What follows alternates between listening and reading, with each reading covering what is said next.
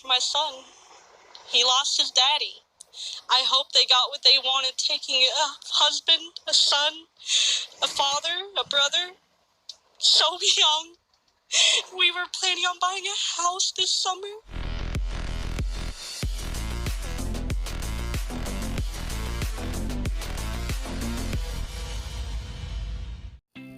Hey guys, welcome to Advancing Security Guard News. I'm your host, Jay Gutierrez. Today we're going to study the death of a on-duty security guard named Henry Ashley. He's 24, or he was 24. He was a father, he was a husband, and I am very, very pissed off because I feel there's some negligence here. Being a security guard is awesome. I love it. I'm about this life and I enjoy it. That's why I have a channel, and this channel is meant to help other guards out there succeed and thrive as best as possible and stay themselves safe, right?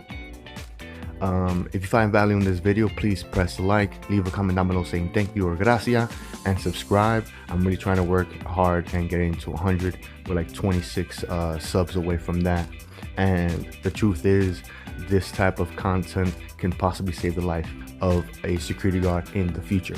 All right, guys, we're gonna see this video that comes from the Atlanta Journal-Constitution.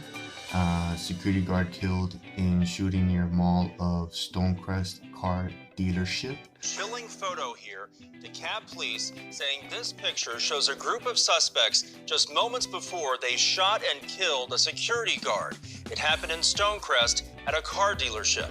Now, police trying to track down those suspects as the family of that guard, including his young son, are mourning his loss. That's right, Justin. She's in total shock right now, as you can imagine, getting the news that her husband was shot while simply doing his job. Here, she was on the phone with him when he got the call from dispatch that someone was on property at this Dodge dealership in Stonecrest. Again, I feel somebody's at fault here, and there's a lot of valuable knowledge we could acquire here that's not being taught to us in our crappy security guard courses, and the knowledge that our agencies, our companies, our bosses are not giving us that will allow us to stay safe and do our jobs properly so we can get home.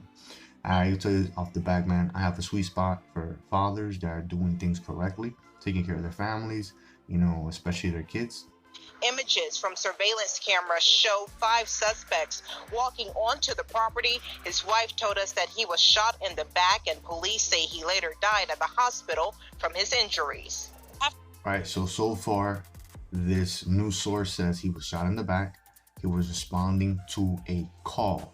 This is very, very important for us to analyze what's going on. His wife also works for that same security company. You'll hear her concerns about safety when it comes to rising crime in this metro Atlanta area. All right, guys, I was doing some digging on this article from dailymail.com, and let's just read it because it's giving valuable information. And this is the type of information a real security guard director, supervisor, manager, management will be giving to their security officers, right? Rape in Atlanta soared by 236% and murder by 43% in 2022 compared to the same time last year after woke city mayor and pandemic lockdowns send crimes soaring. But let's look at these graphs. These charts. Look at that guy. Look at that. That's Henry Ashley right there with his son.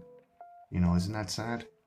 They have a chart here in the dailymail.com. Look at this. Look at this. Crime in Atlanta. This is February 12th, 2022. Homicide is up 43%. Guys, I do everything off my cell phone, so I apologize about the quality. You know, eventually this channel picks up and I can monetize it a little bit. I'll invest in further equipment and things like that. But right now, this is what we got. So definitely subscribe, leave a comment down below, share, and leave a like. Hopefully this content can save a security guard in the future. Look at that. Aggravated assault, it went down -2%. So that's good. But robbery went down, is also -36%. Burglary is up 18%. Rape, 236, like I said. Overall crime has been going down 10%. But this is the type of information they need to provide security with, so that we can take the job a little bit differently, so the client can take the job more seriously. And if the agency needs to provide more equipment, more training for their guards, this is how you're going to justify this. You're having people watch over property, and these properties can be valuable. This guy was responding to a call at a dealership. How much are cars worth? If you can, jig it a little bit, wire some stuff and steal it, you can sell it for pieces on eBay or whatever, right? There's even Facebook. I live in Pennsylvania now. A lot of things are sold on Facebook. Just private messaging like, hey, I'm selling these car pieces. If you're a civilian and you just want to get some car piece for your vehicle, you're not going to verify or check where these pieces come from, So these people are still making their money. All right, guys, the next clip we're going to be looking at comes from comes from 11alive.com. Security guard killed DeKalb County car dealership suspect. New details tonight as DeKalb County police look for whoever shot and killed a security guard. Take a look at this video. We're told the 5 people pictured in it are wanted for the murder of 24-year-old Henry Ashley. The suspect ran from the car lot in a gray hatchback, seemingly headed for Rockdale County. Crime Stoppers has offered a reward for any information leading to an arrest. So there's a reward. I appreciate that as a security guard, that there's a reward for information that can help provide Ashley's family with some closure so they can get the bad guys who committed these crimes. You saw that, there's 5. That was already a losing battle. It's 5 against 1 security guard. It's already hard enough to be a security guard and try to calm one person down. But 5, you got pressure. You got the possibility of violence. If there's a possibility of violence, combatives can't really do much 5 against 1. Situational awareness can help you in that situation. It is very sad. This is not the type of call one security guard should go answer. Cops don't answer their calls like this, and these are the type of skills and protocols that need to be given to security guards, and the type of situations, emergency action plans, security companies, agencies need to prepare for. And if you have a patrol security guard answering these type of calls by yourself, you got to be armed to the teeth in training, equipment. You have to have a high level skill set to be able to engage in a conversation or in a combative situation with 5 people. And even then, again, even if it's just talking, it could be a losing battle, because you have to convince 5 people that they're doing something wrong. You're going to be intimidated as a guard. And even if you're a cop. Guys, this news clip comes from CBS46.com.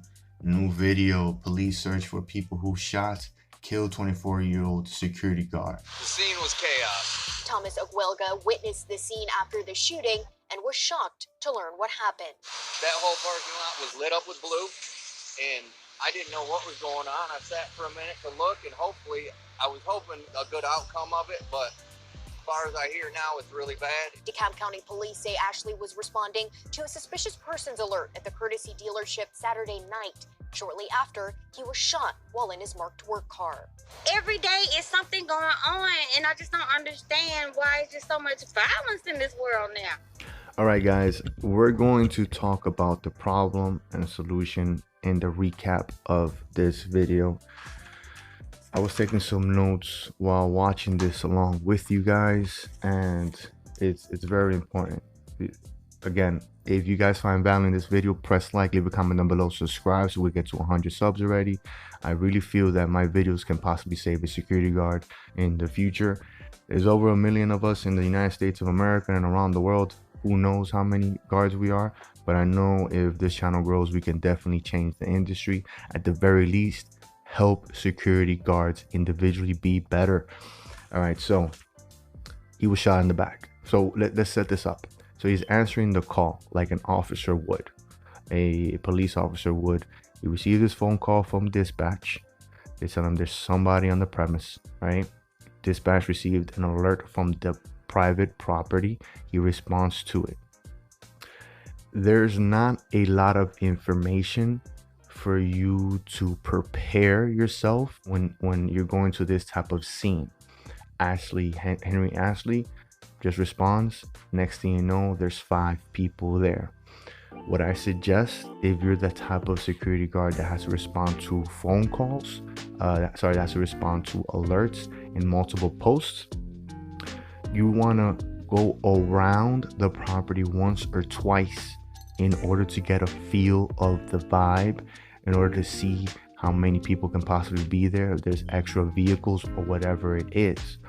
You never want to assume best intentions at nighttime or most of the time when you're by yourself and the alarm goes off. It's like you're responding to a fire alarm alert. If you're a fire guard or a firefighter, you want to go there with all your equipment prepared for the worst. So keep that in mind. You want to prepare for the worst.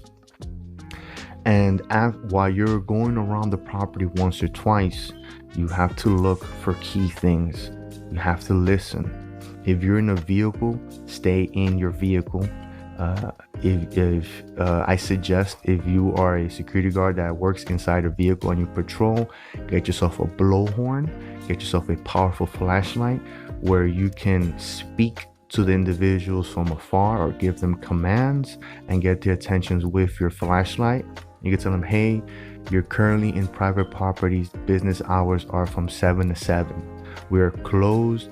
Please vacate the premise, or law enforcement will be called. And don't leave your vehicle. Your vehicle, that's your protection. That's your battle tank, right?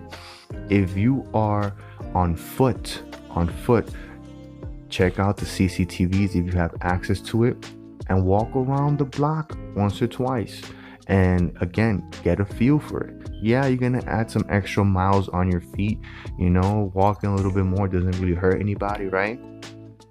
This type of movements, these type of tactics will increase the odds of you gaining information and surviving, and decrease the chances of something going wrong.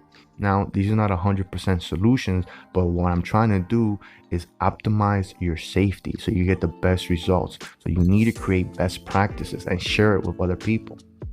Now, as far as going into the courts and suing, I said it before, there was clear CCTV live footage there. Who in their right mind will send a security guard on a property where they're outnumbered and outgunned? Only a fool will do that and put their employee in danger. This whole, the fact, from what I can tell, the security agency, from what I can tell, right? I'm assuming, unfortunately, that probably they didn't have access to CCTVs. You know who should have access to CCTVs? The goddamn security guard protecting that post. That's very important. If, and this is a big if that guard didn't have access to the CCTV's live footage, I say it's Ashley's wife should definitely sue the agency, should definitely sue Chrysler, and should definitely sue the state. Why am I mentioning the state? It's because there needs to be a clear understanding of what safety is, of what type of security protocols should be made, and they should increase the requirements for a client to have security hired personnel. And I'm all for capitalism. I understand we want to get most bang for our buck, but something simple like the CCTV, people have access to the CCTV from their cell phones. You can't tell me this guard cannot have a cell phone with Wi-Fi or 4G or whatever it is, paid by the client and provided to him by his security agency, where he can see live footage and assess better the situation. You see what I'm getting at? This is why I'm pissed. And there's moments where you cannot always assume best intentions, and this is one of them. I would definitely call a lawyer and find out what's happening. And it's not only to make these people pay, it's to put pressure on the security guard industry so that they can possibly save other security guards' lives. Guys, that's all I got for you today. If you found value in this video, please press like, leave a comment down below saying gracias, subscribe if you haven't yet. I'm really working hard trying to get to 100 subscribers. I honestly feel this type of original content, there's no other security guard channels out there providing this type of content for you guys. I really feel this type of content can save security guards in the future. Take care of yourself, wipe down your workstation, get some training, wear your PPE, and adios. Lo quiero mucho.